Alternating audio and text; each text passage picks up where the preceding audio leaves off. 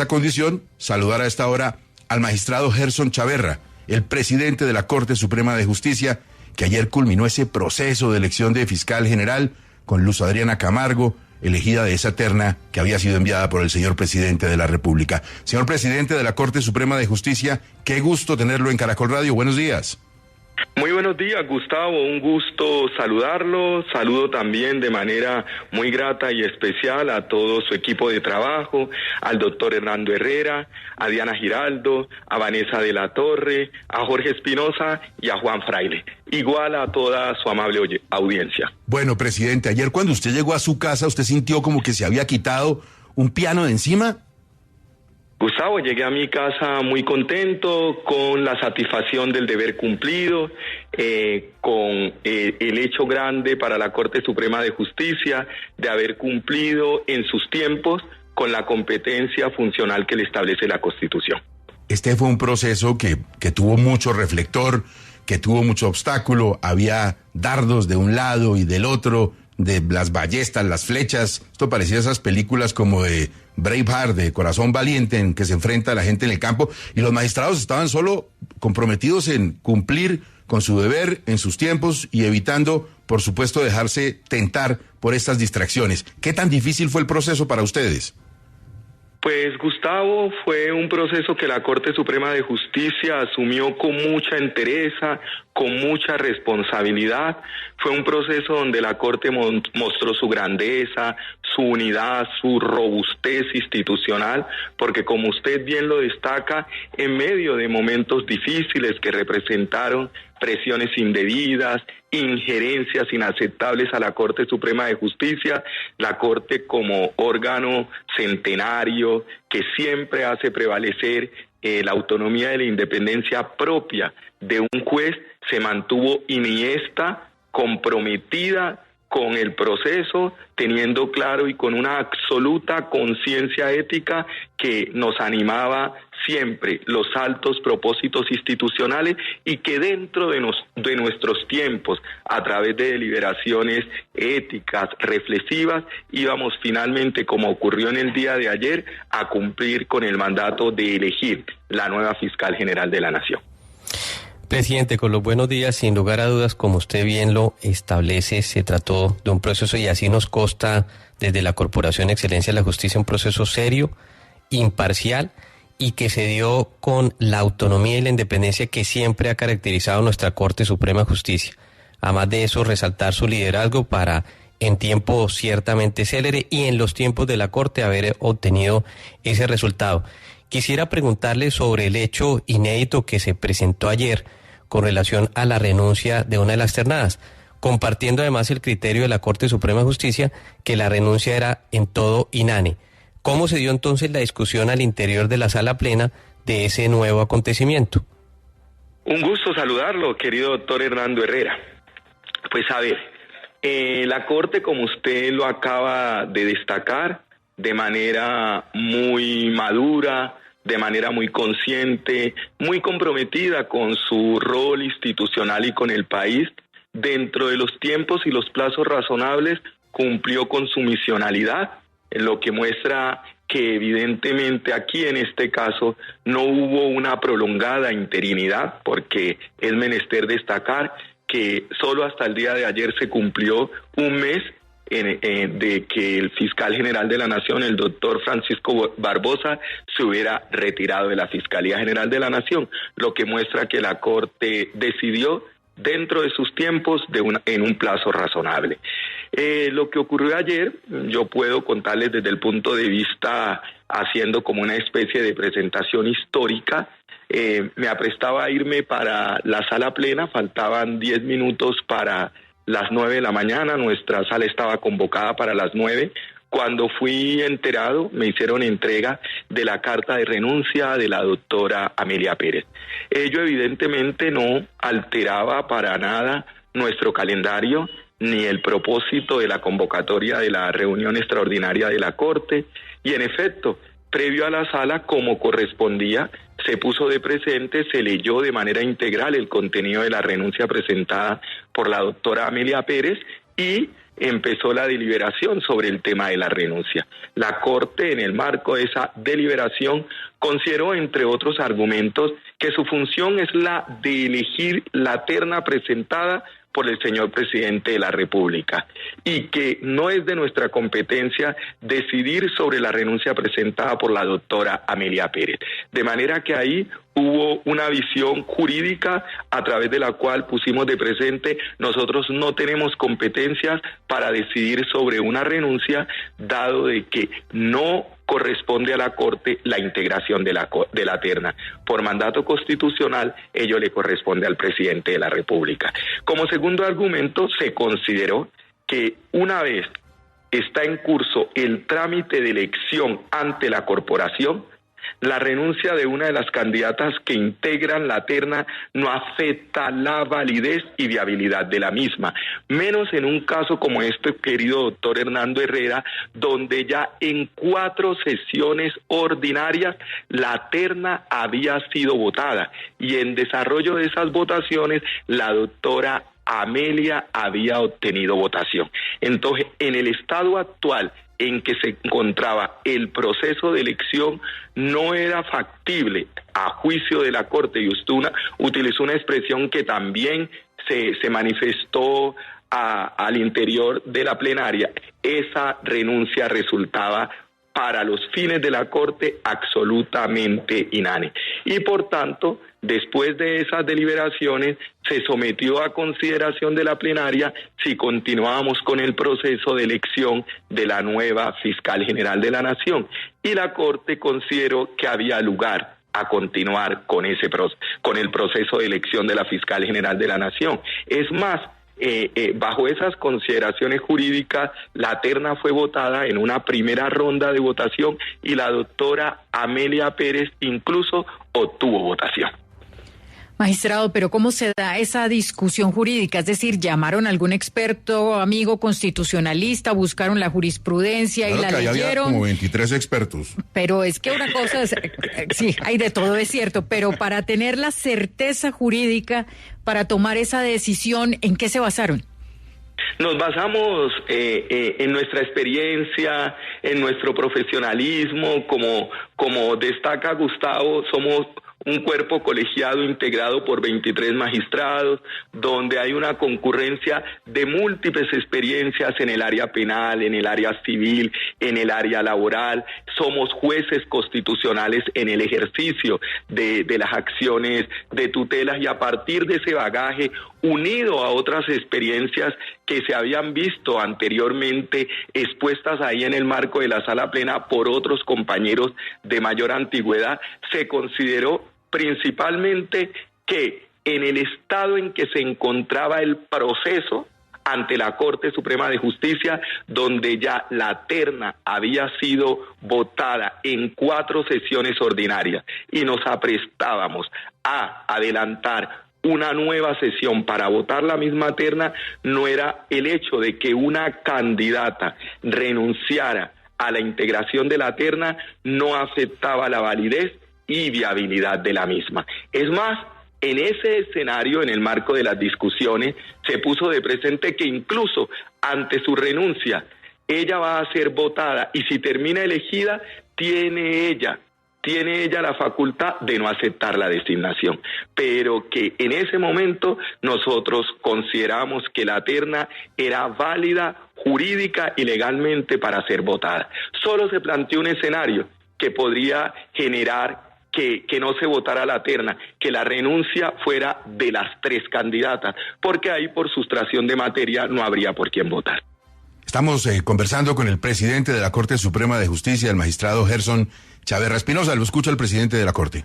Presidente, dentro de esas discusiones que usted ha narrado con tanto detalle, al final los 23 magistrados estuvieron de acuerdo en que no había ninguna duda en el sentido de que tenían que hacer lo que hicieron, votar y elegir en este caso a la doctora Camargo.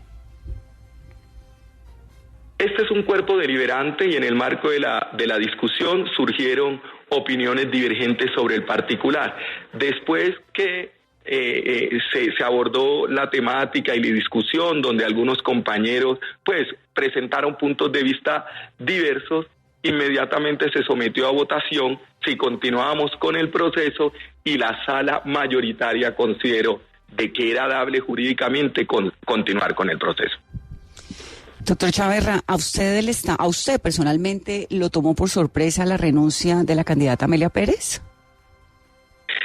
Pues yo, evidentemente, faltaban 10 minutos para las 9 de la mañana, yo ya me iba para la deliberación de la sala plena y pues recibir un documento a última hora relacionado con una renuncia, pues sí, lo considero que fue un acto sorpresivo para mí.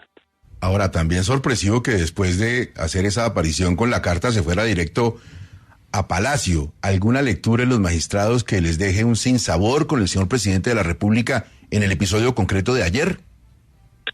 No, Gustavo, frente a eso yo quiero entender y parto de la idea que la renuncia de la doctora Amelia correspondió pues a su fuero interno a partir de las valoraciones personales que ella destaca en su carta, advirtió en el marco de este proceso y por eso en ejercicio de su facultad, de su fuero interno, decidió renunciar. Señor presidente, ¿cómo quedan las relaciones de ustedes con el presidente de la República después de todo lo que pasó en estas semanas? Pues nosotros somos unos demócratas como magistrados de la Corte Suprema de Justicia, siempre, y tanto en mi caso como en el caso de los demás magistrados, nosotros partimos de la necesidad por el bien de la República de Colombia que entre el Ejecutivo y la rama judicial hayan unas relaciones armónicas y de mutua colaboración para el cumplimiento de los altos fines del Estado. Siempre estaremos en defensa firme y permanente del principio de autonomía e independencia judicial. Presidente, un aspecto muy importante de lo que concernió a este proceso que, reitero, fue absolutamente transparente, fue precisamente la elección de la nueva fiscal general, de la doctora Luz Adriana Camargo Garzón. ¿Cuáles fueron las razones para que existiera humo blanco? Que conocemos, los que hacemos parte de esta comunidad jurídica amplia, su brillante carrera, pero ¿cuáles son las razones que precisamente llevaron a la Corte a optar por esa opción, la de la doctora Camargo? Las razones fundamentales, doctor Hernando, es una valoración que hizo cada uno de los magistrados y que, entiendo yo, eso fue determinante al momento de votar por la doctora Camargo, es que es una hoja de vida bastante robusta, que muestra una gran experiencia, porque la doctora Adriana Camargo Garzón ha sido perita en litigios internacionales ante la Corte Interamericana de Derechos Humanos, también ha sido consultora en proyectos, y esto es muy importante, asociado a estándares de investigación, formas de impunidad y acceso a la administración de justicia, magistrada auxiliar de la Sala de Casación Penal de la Corte Suprema de Justicia por más de 8 años, y esto es una experiencia importante de relevarla, porque durante ese ejercicio tuvo la oportunidad de proyectar, de conocer el recurso extraordinario de casación, acciones de revisión, integró, y eso también es un aspecto grande e importante, la comisión que se creó acá en la Corte Suprema de Justicia para la investigación de los aforados constitucionales en delitos contra la administración pública. Además, su experiencia por más de 9 años como fiscal delegada ante la Corte Suprema de Justicia, fiscal auxiliar ante la Corte Suprema de Justicia, fiscal delegada ante los jueces penales de circuito, lo que muestra que a nivel de la Fiscalía ha estado en todos los niveles funcionales. Adicionalmente, y es un detalle que no es menor, fue directora seccional administrativa y financiera de la Fiscalía Seccional Bogotá y Cundinamarca, lo que muestra que también tiene el conocimiento desde el punto de vista gerencial y administrativo de la Fiscalía General de la Nación. Y para destacar, fue juez de instrucción criminal, lo que muestra que ella conoce la historia del derecho procesal penal, porque imagínese, doctor Hernando, desde la época de los juzgados de instrucción criminal, cuya instrucción se adelantaba bajo los ritos del decreto 050 y 2700. Y un aspecto muy importante que demuestra la manera como la doctora Luz Adriana Camargo ha construido toda una carrera judicial. Empezó como sustanciadora en un juzgado en un juzgado penal de circuito. Entonces, esa experiencia documentada y que mostraba un conocimiento muy importante y de mucho rigor en el área del derecho penal y procesal penal, inclinaron la balanza de los magistrados para efectos de votar por ella y que finalmente fuese declarada como la nueva fiscal general de la Nación. Doctor Chaverra, en este proceso de elegir el mejor perfil para ser fiscal, ¿pesaron los trinos de la esposa de Amelia Pérez, del esposo? Este es un proceso indiscutiblemente que es progresivo. Es un proceso reflexivo de maduración donde como votantes, ya que hablo como magistrado, no tanto como presidente, uno valora la experticia, el profesionalismo y la grandeza ética de las candidatas. Pero a medida que es, y por eso en el marco de estas deliberaciones, hay que esperar que la Corte en sus tiempos, en sus plazos razonables, cumpla su cometido. ¿Por qué? Porque a medida que el proceso va avanzando, es importante también conocer y advertir y valorar situaciones o circunstancias objetivas que se van presentando en el marco de las deliberaciones. Y todas esas circunstancias objetivas son importantes para definir quién es la persona más idónea para el país para ostentar un cargo tan importante como el de fiscal general de la Nación. Como quiera que el voto, siguiendo lineamientos constitucionales y conforme a nuestro reglamento, tiene el carácter de secreto, ya en la valoración íntima interna de cada magistrado se sopesan todo ese número, todas esas circunstancias, toda esa experiencia para decidir, me decanto por esta persona porque la considero que no solo está preparada desde el punto de vista jurídico, sino que como estamos eligiendo un fiscal de Estado, también es una persona que reúne las condiciones personales que pueden darle al país que en el ente investigador y de acusación haya una persona que va a actuar con autonomía y con independencia. Y esos juicios de valor sí ya están muy aliados o son muy íntimos del fuero interno de cada magistrado. Señor presidente de la Corte Suprema de Justicia, es que, como decíamos aquí en los micrófonos de Caracol, las tres candidatas eran buenas, preparadas, con hojas de vida pues realmente importantes, pero pues los magistrados son humanos y tienen que evaluar una cantidad de cosas. Yo no sé si también pesó, por ejemplo, en algún momento el silencio de las ternadas frente a los ataques a la Corte en las calles, o la cercanía de alguna con un ministro o con otro, el señor durmiendo en el sofá, esas cosas. No, Gustavo, nosotros en esa valoración teníamos claro que estábamos pasando al principio, cuando arrancó el proceso, por unas dificultades relacionadas con unas injerencias y unas presiones indebidas que rechazamos y rechazaremos categóricamente, porque la autonomía y la independencia de la Corte no puede ser afectada. La valoración que hicimos la hicimos exclusivamente en lo que para nosotros representan las candidatas, desde el punto de vista humano y desde el punto de vista profesional.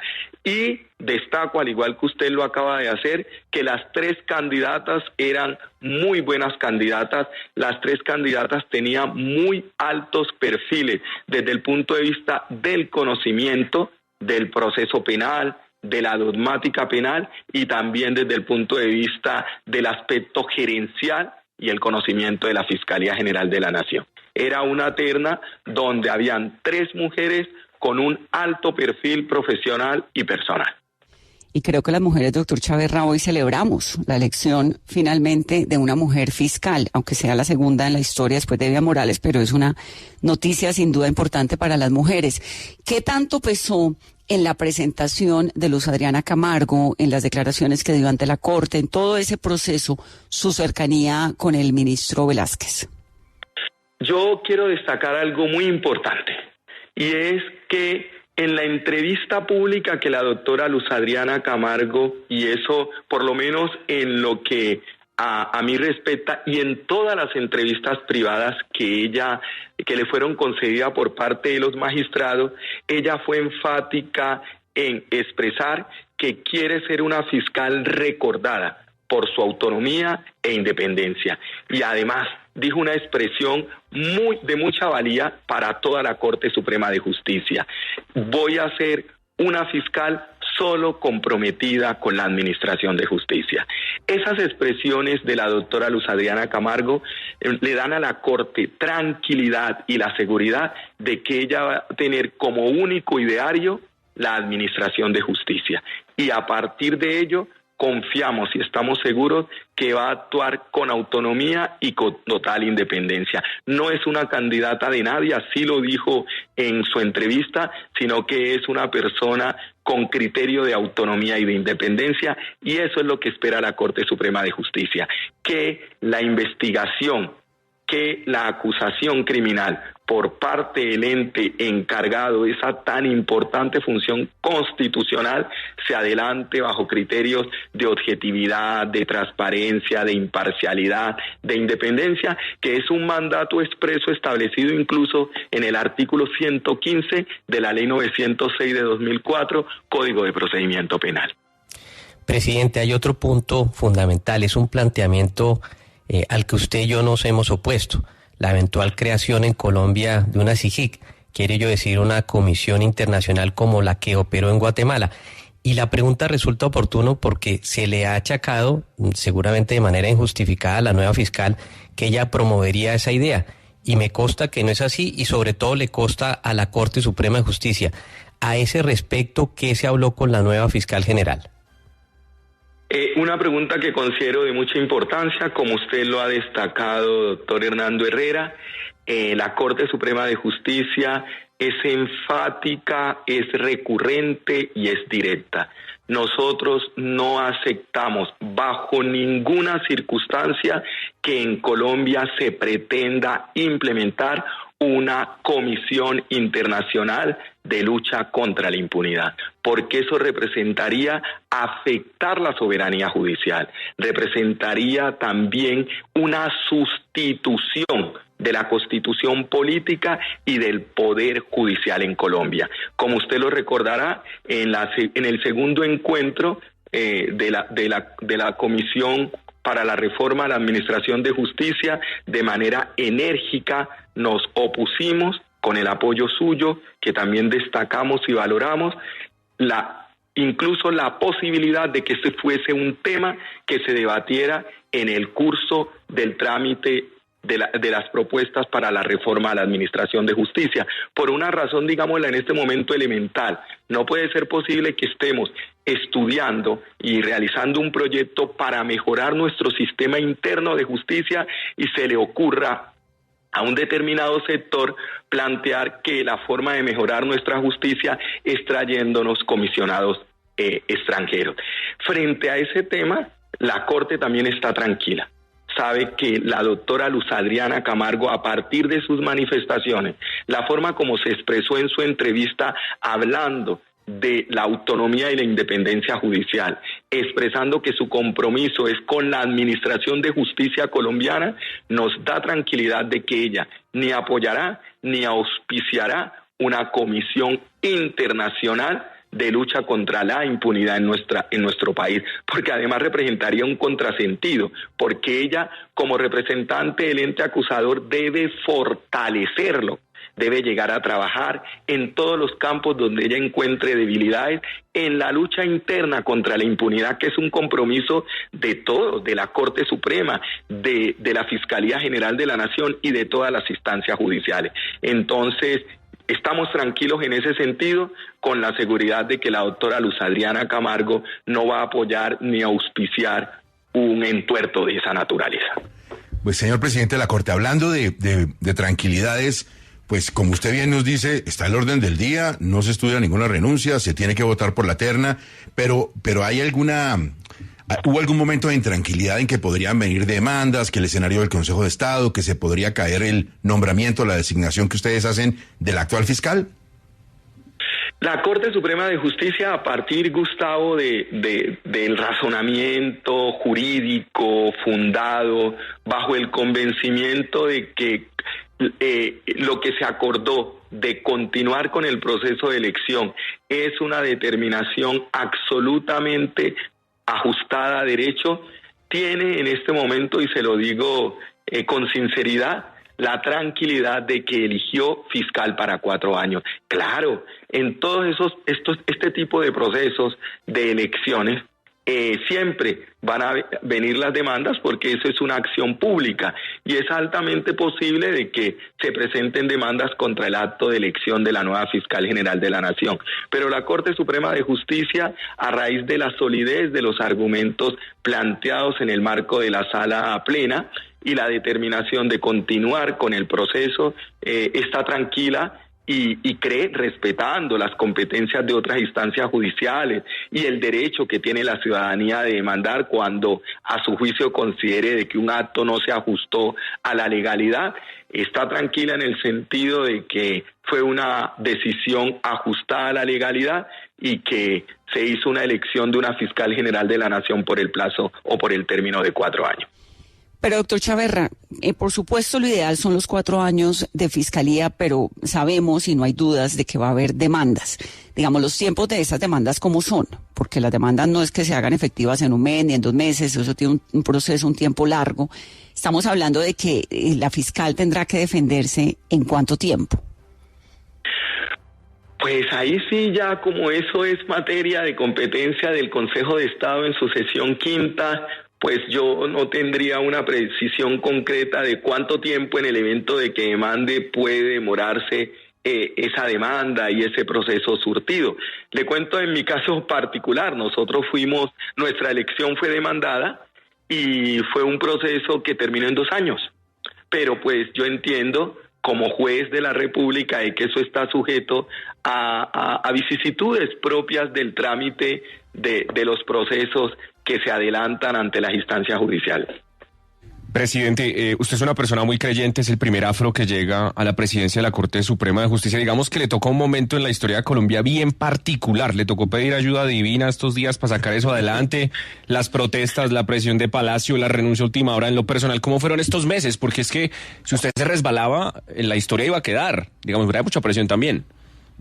Claro, sí, fue un proceso, como usted lo destaca, bastante accidentado. Empezó con unas protestas inauditas, inadmisibles, innecesarias.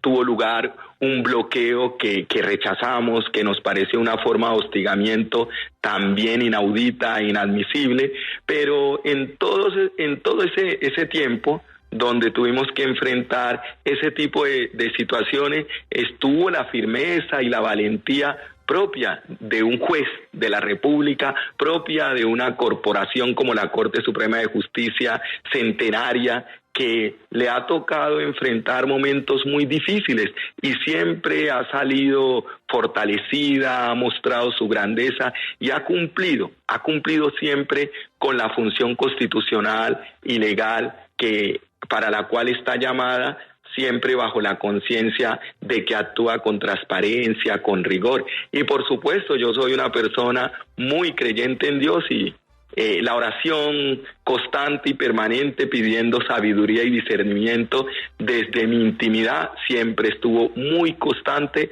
en todos los días de mi vida. Ayer fue un día donde me sentí contento, satisfecho, porque la Corte Suprema de Justicia le podía mostrar al país con hechos de que es una corte que cumple con su función dentro de sus tiempos y que es una corte que no acepta presiones. Es una corte que actúa en libertad y con autonomía, siempre buscando que se concreten los altos fines del Estado. Magistrado, precisamente por todo eso, ese camino difícil que tuvieron que recorrer ustedes, es que algunos insisten en que la elección de fiscal en Colombia pues no funciona del todo bien y que tal vez se podría pensar en otra manera de hacer esa elección. ¿Usted cree que ese es un debate que vale la pena dar y que tal vez la forma como se hace esa elección, por lo que dice la Constitución, pues no quedó tan bien hecha? Siendo un debate y siendo Colombia un país democrático, yo creo que en todo momento es susceptible que los procedimientos, que las competencias sean objeto de revisión, pero siempre que se haga un debate buscando siempre mejorar la institucionalidad colombiana. Pero el debate no lo podríamos aceptar a partir de entender de que la Corte no ha estado a la altura de la competencia que le ha dado la Constitución política en ese aspecto, porque históricamente, y este caso lo confirma, la Corte ha cumplido con el deber de elegir fiscal general de la Nación a partir de la terna enviada por el presidente de la República. Y siempre en ese cometido, concretamente en este caso, ha procurado hacer una valoración objetiva para llegar a una determinación final. ¿Qué sintieron cuando vieron o se enteraron después de que terminó una de las jornadas, viendo los noticieros de televisión o las cuentas? ¿Qué sintieron cuando vieron en la puerta del Palacio de Justicia las banderas del M-19? Gustavo, eso es un acto y un simbolismo que evidentemente tuve yo la oportunidad de presenciar desde la ventana de mi oficina, y quiero decirle, Gustavo, que como juez de la República, que tengo 32 años ininterrumpidos en el ejercicio de esta función, eso dolió. En lo personal, me dolió por cuanto inmediatamente me mandó el mensaje de que no había actitud de reconocimiento ni de perdón frente a esa incursión que realmente generó un hecho que nos duele a todos. Créame que lo entiendo, porque yo soy hijo de una persona que en algún momento también miró a través de una de esas ventanas. Mire, presidente, una cosa muy concreta. En el momento más caótico de todo esto, algunos sugerían que ustedes se habían querido quedar en la Corte, que es que querían trabajar hasta tarde. Y la vida de ustedes sí estuvo en peligro y sí hubo agresiones, ¿o no, presidente? Claro, Gustavo, como lo expresamos claramente en nuestro comunicado. La Corte ese día, eso ocurrió el 8 de febrero del presente año, fue objeto de un bloqueo que representa, como lo dijimos en nuestro comunicado, un acto de agresión contra los magistrados y empleados que estábamos en el edificio de la Corte Suprema de Justicia, porque se impidió la libre movilidad. Incluso 5 compañeros, tan pronto terminó la sala plena, intentaron salir del edificio del Palacio de Justicia y no lo pudieron hacer por el bloqueo. Nosotros acá no estábamos a placer ni a voluntad. Nosotros estuvimos bloqueados, y mientras los manifestantes no fueron disueltos por orden del gobierno nacional, nosotros permanecimos en nuestras oficinas porque estábamos imposibilitados de salir. Eso fue un acto de agresión contra la Corte inaceptable, inadmisible, y frente al cual expresamos y expresaremos siempre nuestro profundo rechazo. La justicia, y a la Corte Suprema de Justicia no se le puede presionar. Presidente, yo quisiera que aprovechara los micrófonos de Caracol Radio, nuestra millonaria audiencia, para que usted enviara un mensaje a los colombianos en el sentido de la importancia que tiene defender la institucionalidad, creer en las bases y en los pilares de la democracia y no atentar contra ellos desde ninguna trinchera. Claro, Gustavo, como presidente de la Corte Suprema de Justicia, uno de los pilares fundamentales de nuestra democracia es la justicia, permitiendo que su desarrollo funcional se realice de manera autónoma e independiente, porque la democracia, querido Gustavo, queda herida de muerte cuando los jueces no pueden actuar ni tienen garantías para actuar de manera independiente e imparcial. Entonces hay que apoyar la institucionalidad, hay que apoyar la administración de justicia y darle garantía a los jueces de la República para que siempre puedan actuar en libertad en el ejercicio de sus funciones. Presidente, perdone que le baje la solemnidad al asunto, pero antes de despedirlo, me toca como periodista. ¿Cuándo comienza la convocatoria para elegir el candidato de la Corte que va a integrar la terna procurador? Sí, ya ese es otro rol que ya me corresponde como presidente empezar a enfrentar.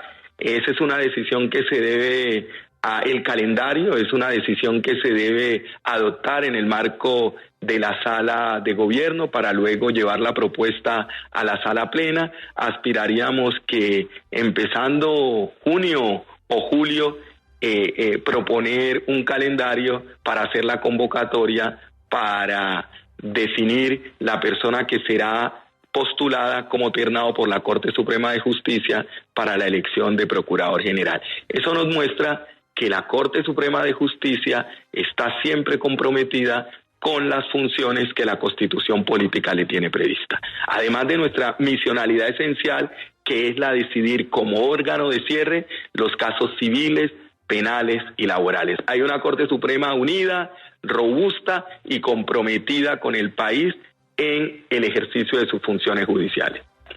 Presidente, me da pena preguntarle esto, y como me da pena se lo va a preguntar ese Espinosa. A ver, Espinosa, porque no me va a meter esto a mí. No, es que me están diciendo por acá, sugiriendo por acá un colega del presidente Chaverra que si ahora solamente le queda el dolor de las derrotas de Millonarios. Uy, no. Por eso no daba entrevistas, porque claro, las derrotas de Millonarios duelen mucho, pero demasiado, y eso son heridas que duran mucho en cicatrizar. No, fresco, presidente. Además es que Espinosa es hincha nacional. ¿Usted qué puede esperar? No, pues imagínese, no, está muy mal acompañado. Pero el del Junior lo ha tratado bien, ¿o no, Hernando? ¿Usted que es del Junior? Siempre, porque además, mire, yo tengo un tío cercano que fue precisamente presidente de la Corte Suprema de Justicia. Nos molestamos mucho con el tema futbolístico con el doctor José Roberto Herrera Vergara, pero reconozco en esa hinchada, en la hinchada azul, también muy buenos hinchas destacados como nuestro hoy presidente de la Corte Suprema de Justicia, que además debo decirlo, no solamente es la historia de un abogado o de un magistrado, es una historia de vida, es una historia de esperanza. Él surgió en unas poblaciones que tuvieron todos los rigores de la violencia, de la indiferencia estatal, institucional, y lleva 30 años de buen ejercicio profesional, jurídico y judicial, precisamente devolviéndole la esperanza y ratificando que en Colombia también es posible creer en ella. Y ya saben, ¿no? Eso de Gerson a lo agringado, no. Gerson, como a él le gusta, ¿cierto, presidente? Sí, claro. Sí. Mi nombre es Gerson Chaverra. Muchas gracias, de verdad, muy amables. Presidente, doctor Hernando, muy querido usted. Gran abrazo, muy querido usted y muy amable por atender a 6 AM de Caracol Radio, presidente. La mejor de las suertes. Siempre un servidor, un gusto haber sostenido esta charla y esta entrevista con usted. Muchas gracias.